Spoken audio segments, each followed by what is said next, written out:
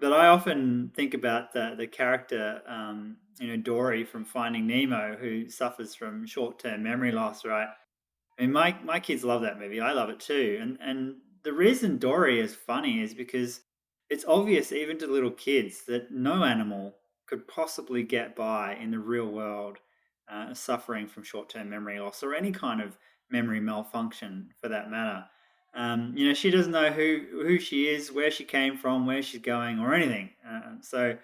I think that really draws out the fact that even little kids can understand that fishes have to have a decent capacity for learning and memory to survive in the real world.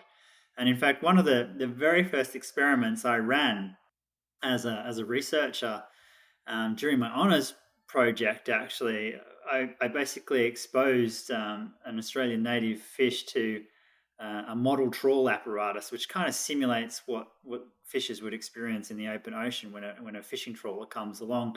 And there was an escape route in that trawler, and they just had to learn what the escape route was and where it was and how to use it.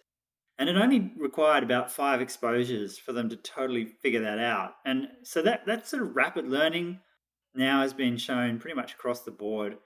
And what is interesting is that I actually set those fishes aside and I tested them almost a year later, and they carried on as if it was yesterday. And totally remembered everything about the apparatus, what to do, where the escape route was, and the next 5 trials were actually an improvement of the previous 5 trials that they'd run almost a year before. So that was some really good evidence of long-term memory. And prior to that, probably the best examples of long-term memory were related to hook avoidance and those sorts of things in various species of fish that have been captured from angling experiments.